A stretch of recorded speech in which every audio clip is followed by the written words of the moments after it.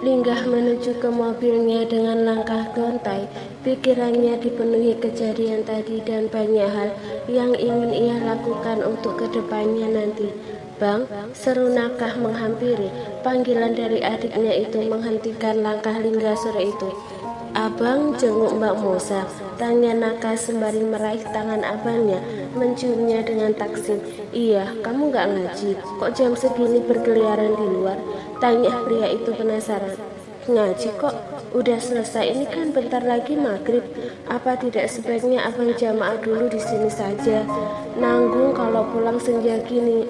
Belum sampai rumah pasti sudah maghrib di jalan," usul Nakah seakan memberikan peringatan secara tersirat. "Di rumah aja kah? Masih cukup kok waktunya," jawab Linggah santai. Tidak terbiasa sholat di awal waktu atau bahkan kadang lalai meninggalkannya begitu saja tanpa rasa beban, padahal umur sudah cukup dewasa. Ada waktunya cukup, tapi kita kan nggak pernah tahu umur seseorang sampai waktu ke depan. Jamaah dulu lebih baik. Ayo ke kamar Nakah dulu, kita udah lama nggak ngobrol bang. Nakah juga kangen, bujuk pria itu tak putus asa. Linggah terdiam. Antara adik dan kakak itu memang mempunyai karakter yang begitu berbeda. Pantas saja kalau kedua orang tuanya selalu memandang dengan sikap yang berbeda. Mungkin karena Nakah terbiasa hidup di lingkungan pesantren dan sangat penurut, membuatnya selalu dibanggakan keluarga.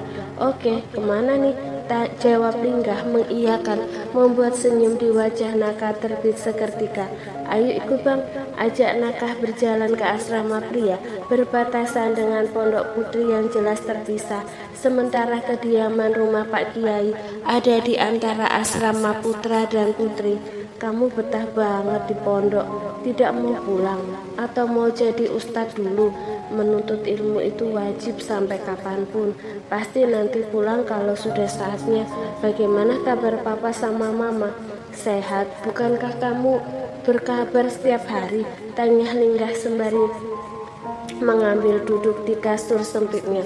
"Tidak juga," Nakah mengabari sesekali saja.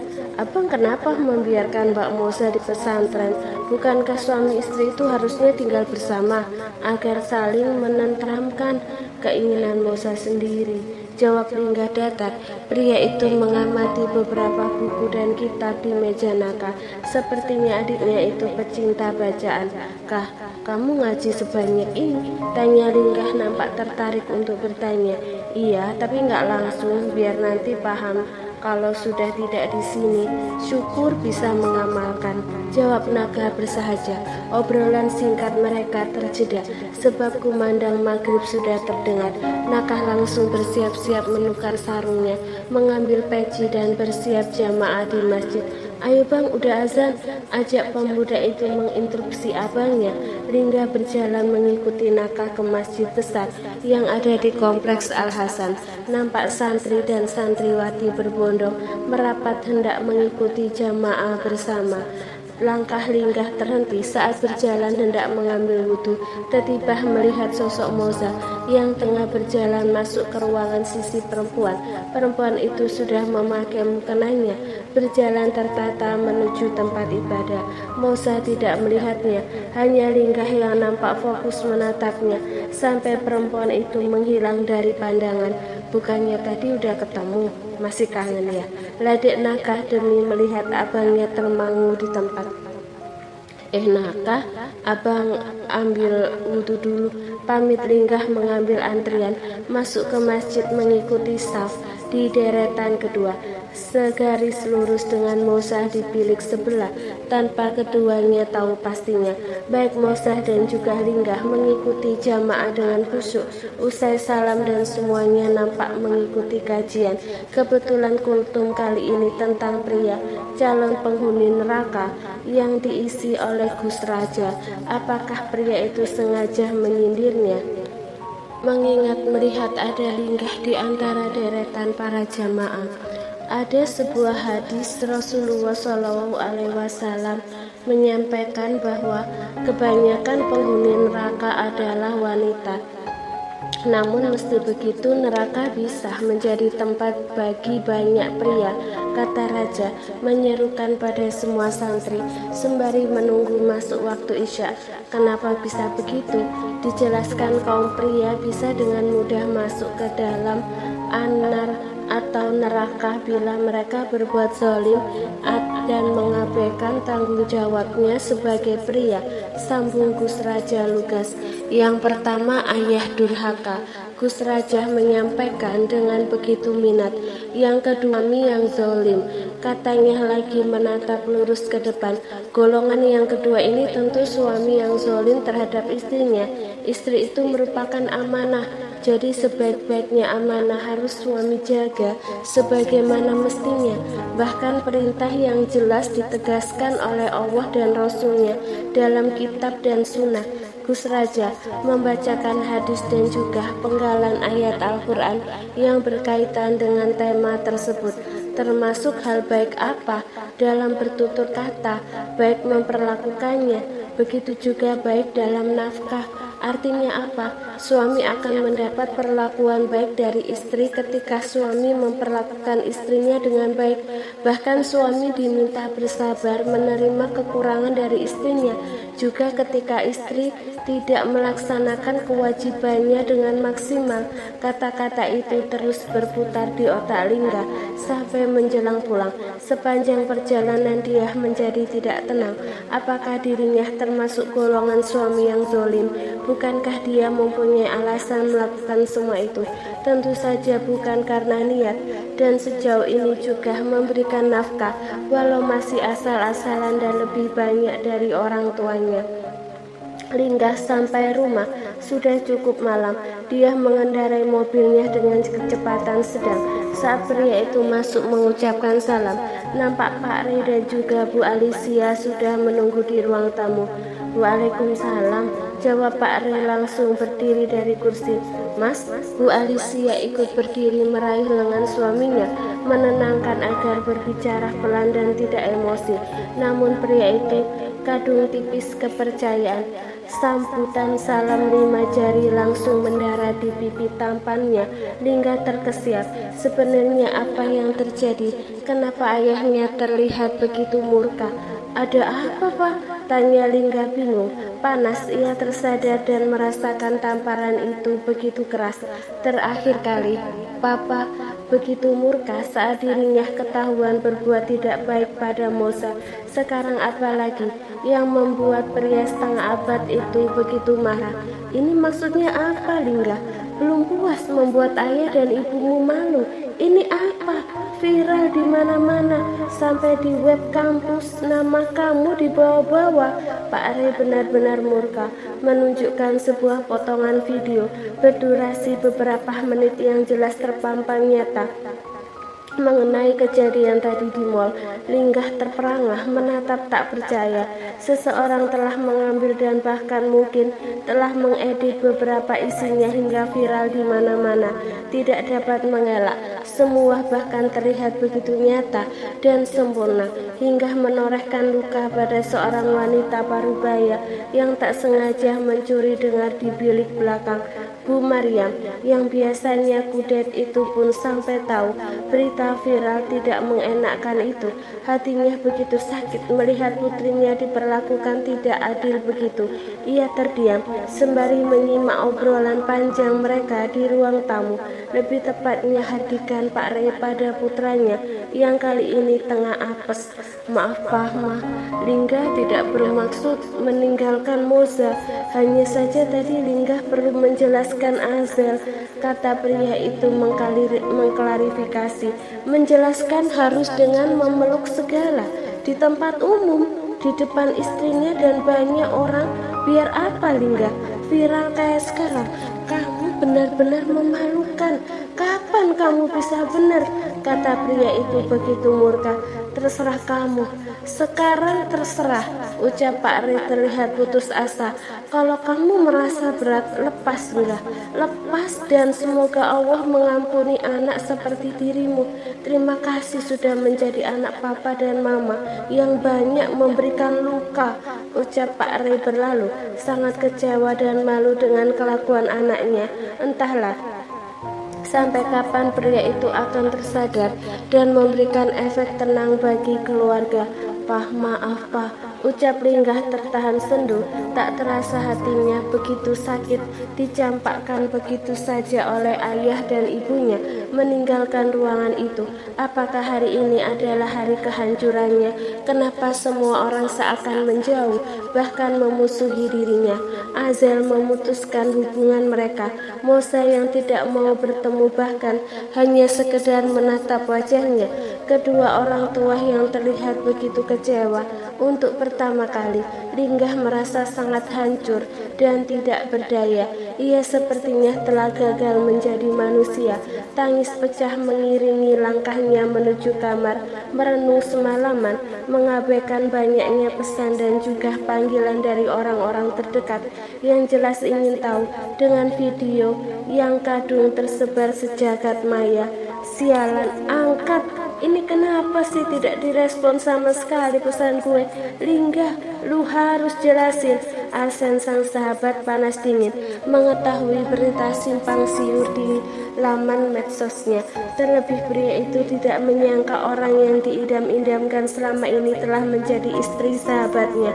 Pria itu harus mengklarifikasi kebenarannya langsung. Dirinya bahkan langsung patah hati mengetahui hal tadi. Sangat menyayangkan sikap Linggah bila terjadi nyata sesuai yang digembor-gemborkan dalam isi video tersebut. Tak cukup sampai di situ, semua orang bahkan dibuat repot atas insiden kemarin. Bukan hanya nama Linggah yang terseret tidak menyenangkan, terlebih dua perempuan yang jelas menjadi korbannya di sana. Seorang selebgram sekaligus model terjerat kasus perselingkuhan dengan seorang pria beristri, anak dari nomor 1 di kampus XXX. Pihak dari Azel juga merasa sangat dirugikan. Walaupun dia menjadi pemenang di hati Linggah, dia dicap lakor dan namanya langsung trending di mana-mana, membuat perempuan itu makin terpuruk dan tentu saja mendapat tekan dari mana-mana. Sudah sakit hatinya hubungannya hancur, ditambah karirnya dipertaruhkan gegara masalah ini. Tuhan benar-benar tengah mengujinya. Bukan hanya itu, gegarah masalahnya Azel sampai dimarahi orang tuanya habis-habisan. Emang stok pria lajang di dunia ini habis sampai kamu menjalin hubungan dengan pria bersuami, Zel? Ibunya Azel nampak murka. Naas kedua orang tuanya menelan mentah-mentah berita kadung viral tersebut. Enggak gitu Bun, Azel mana tahu kalau Linggah sudah beristri. Kami pacaran hampir 2 tahun. Tahu-tahu mereka sudah menikah. Lalu salah Azel di mana? Sakit Bun hati Azel, katanya terseduh dalam tangis. Satu kebohongan seorang pria menghancurkan semuanya. Semua nampak tidak kondusif. Baik Azel, Moza dan Linggah seperti tertimbun masalah yang didalangi oleh seorang Linggah Denandra. Kalau Azel merasa hancur, Linggah merasa sangat terpukul dan merasa tidak adil. Moza lebih merasa hidupnya sudah hancur lebih dulu, sejak hari itu di mana dirinya kehilangan sesuatu yang paling berharga. Walaupun dia terlihat tegar, bahkan sampai sekarang dia tidak baik-baik saja. Beruntung malam ini Moza menonaktifkan ponselnya, bukan karena berita viral tersebut mengenai dirinya. Ia tidak ingin melihat banyak pesan yang masuk, terutama dari suaminya. Moza sendiri bahkan tidak tahu kalau dirinya sedang dibicarakan oleh banyak orang. Namanya dicari-cari di situs sosmednya. Moza tetap tenang, mengalihkan dunianya saat semua orang sibuk menggunjing, membicarakan dirinya, bahkan mulai menghubungkan desas-desus sebagai perebut pacar orang. Moza tetap tenang di dalam persinggahannya. Namun ada satu hati yang juga Sepertinya begitu mengkhawatirkan gadis itu. Dia, Bu Maryam, semalaman bahkan tidak bisa tidur karena kepikiran putrinya. Pagi-pagi sekali perempuan itu sudah terjaga, bersiap menjenguk putrinya karena ibu dari satu anak itu tidak tenang sama sekali. Suara ketukan di ujung pintu membuat Mosa yang baru saja salam menunaikan sholat duha langsung terbangun dari duduknya. Perempuan itu berjalan tenang menuju pintu. "Mbak Mosa, ada tamu mau ketemu," lapor seorang santri utusan Bunyai. "Tamu lagi? Kalau orang yang kemarin bilang saya tidak ada." "Saya sedang tidak ingin bertemu siapa-siapa, Mbak," tolak Mosa. Benar-benar tak ingin bertemu lagi dengan Lingga. Ia lelah, ingin melupakan semuanya agar sampai tiba waktunya nanti dia tidak goyah dengan pendiriannya dan lebih siap menyiapkan hati yang lapang dan ikhlas. "Bukan, Mbak, perempuan tak lagi muda." Beliau sedang ngobrol dengan Bunyai, sepertinya sangat ingin bertemu dengan Mbak Moza. "Ibu," ucap Mosa langsung ngeh. Mungkin itu ibunya di saat dirinya juga tengah rindu karena beberapa minggu tidak bertemu. Mosa langsung menemui tamu yang dimaksud ke ruang tamu. Benar saja dia adalah wanita hebat yang telah membawanya ke dunia. "Assalamualaikum, Bu, ada apa? Sehat? Tumben sepagi ini ke sini?" tanya dan salam Mosa pada ibunya, menyalin taksim, kemudian berhambur dalam pelukan. "Waalaikumsalam, Ibu sehat sayang, ada satu hal yang ingin Ibu bicarakan," ucap perempuan itu. Merasa lega melihat Mosa baik-baik saja, khawatir sekali dengan berita di luar sana yang akan membuat putrinya down. Nyai Salmah yang cukup pengertian itu langsung memberikan izin keduanya untuk mengobrol berdua. Mosa pun berterima kasih dan membawa ibunya ke kamar. Di sana kedua perempuan berbeda generasi itu akan leluasa berbicara. "Kamu sudah melihat berita kemarin, Nak? Ibu mengkhawatirkanmu. Kenapa handphone kamu tidak aktif?" "Berita apa, Bu? Mosa belum lihat." "Maaf, Mosa sengaja menonaktifkan karena banyak sekali panggilan dan pesan yang kadang Mosa tidak kenal, biar Mosa bisa tidur tenang saja. Jadi kamu belum tahu kenapa tidak bilang kalau selama ini Lingga mempunyai perempuan lain? Kamu kuat menjalani pernikahan seperti ini, Nak. Lepas saja, jika memang yang terbaik, Ibu akan bantu merawat anak itu nantinya. Ibu tidak mau kamu disia-siakan, terlebih tidak dihargai sama sekali," ucap Bu Maryam sendu. Hatinya begitu terluka mengetahui kenyataan sebenarnya. "Ibu sudah tahu?" tanya Mosa datar. Ia tidak begitu memasukkan ke hati, walau sebenarnya tidak baik-baik saja. Mosa terlihat lebih tegar di depan ibunya. "Astagfirullah, siapa yang memviralkan kejadian kemarin, Bu? Gimana ini?" ucap Mosa begitu melihat nama dirinya ada di mana-mana.